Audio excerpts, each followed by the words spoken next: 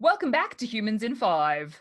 We often review some of the different tools that are used to analyze the human skeleton and how researchers are continually refining the methods we use to estimate things like sex from human skeletal remains. There's also often quite a lot of theoretical debate about the evolutionary origins of some of these traits and differences we use to better understand the likelihood that a particular individual has a skeleton suggestive of being male or a female. Today, we'd like to highlight a recent paper by Holly Dunsworth of the University of Rhode Island that gets right at the nitty-gritty of these sex differences in our species. We know that the human skeleton displays sex differences, bearing in mind that sex doesn't always divide into neat categories of male or female, and that any sex differences observed are not to be confused with gender or the social identity and presentation of an individual.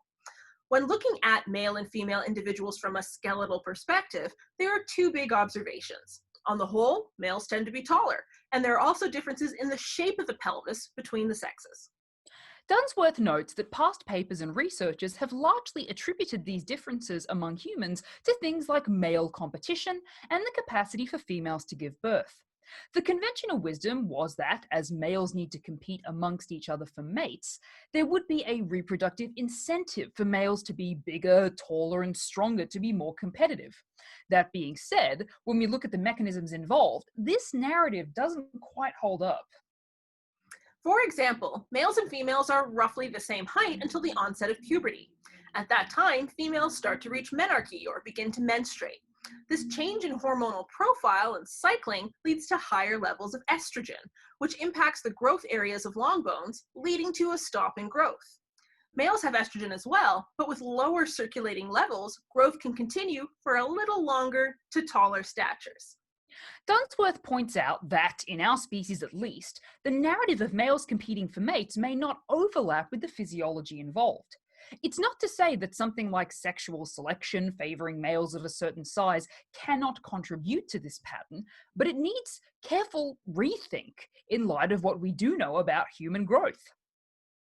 In terms of the pelvis, the differences in the size and shapes of our pelvis between males and females start to emerge even before we're born, but become pronounced as growth stops among females around that onset of menarche. Estrogen seems to again play a role in impacting the shape of the pelvis, as well as various associated soft tissues among females. That being said, Dunsworth points out one critical difference between males and females that may contribute to some of the shape differences we see. Female internal reproductive organs, such as the uterus, the ovaries, and the vagina, take up space right in the very tight, constrained areas of the pelvis where we do see some key sex differences. In males, the only reproductive component in this region is the prostate, which takes up less space. The uterus in particular grows across development and expands during certain phases of the female reproductive cycle. These well-made points by Dunsworth point out that sex differences in the pelvis may arise due to the functional differences in the gonads rather than a need for females to have those conventional childbearing hips that may be subject to obstetric or birthing complications. In these two examples, Dunsworth demonstrates that we need to be careful when distinguishing between the proximate, or how, and the ultimate, or why factors that may shape our bodies in an evolutionary context.